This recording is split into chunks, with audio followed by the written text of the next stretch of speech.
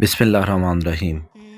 Edward गबन अपनी तारीख रोमन एम्पायर में लिखता है कि रसूल अकरम सल्लल्लाहु अलैहि वसल्लम की नबूवत से कबल खसरो परवेज़ ने रूमी इलाके फ़तह किए। आहिस्ता आहिस्ता खसरो परवेज़ फ़लस्तीन तक पहुँच गया और उसे फ़तह करने के बाद एक ज़िल्लत अमेज़ पैगाम भेजा। इस ख़त में खसरो परवेज़ ने ख़ुद को तमाम दुनिया का खुदा कहा और इसे मशरूत माफ़ी दी जिसे हरकल ने अपनाया। लेकिन ये ख़बर रसूल अकरम सल्लल्लाहु अलैहि वसल्लम को पहले ही पहुँच चुकी थी। उन्होंने सहाबा कराम रज़वान अल्लाह अलैहि अजमाइन को उसकी खबर दी। कुछ दिन बाद जब ये खबर मक्का वालों को पहुंची तो उन्होंने खुशियां मनाई और सीटियां बजाना शुरू कर दी। एडवर्ड लिखते हैं कि जो आयत आप सल्लल्लाहु अलैहि वसल्लम पर नाज़िल हुई उसमें रूमियों का दोबारा गलबा की पेशगोई थी। ये पेशगोई 10 साल से पहले तक पूरा होना इंतहाई मुश्किल नज़र आता था, क्योंकि खसरो परवेज़ ने एक बहुत बड़ी सल्तनत पर कब्ज़ा कर रखा था।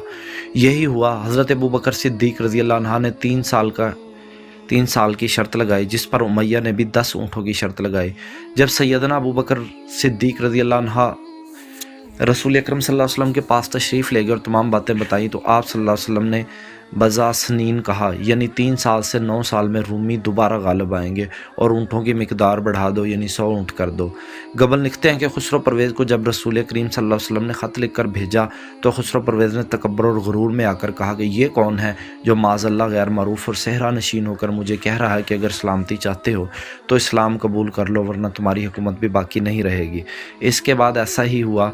एक तरफ मुसलमानों ने ग़ज़वा बदर में कुफ़ार को शिकस्त दी जो ईरानियों की फ़तह पर जश्न मना रहे थे और अहले किताब का ताना देकर फ़ख्र और गुरूर में कह रहे थे हम भी तुम अहले किताब को रूमियों की तरह शिकस्त देंगे।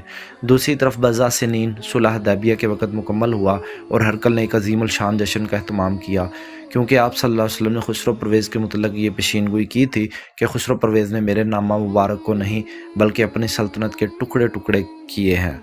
दोनों ही पेशीनगोइयाँ वक़्त के साथ सच साबित हुईं, यानी कुरान करीम की और नबी करीम सल्लल्लाहु अलैहि वसल्लम की। इसीलिए सूरह रूम में गुलबातुर रूम के मुतल्लिक़ पेशीनगोई की गई थी।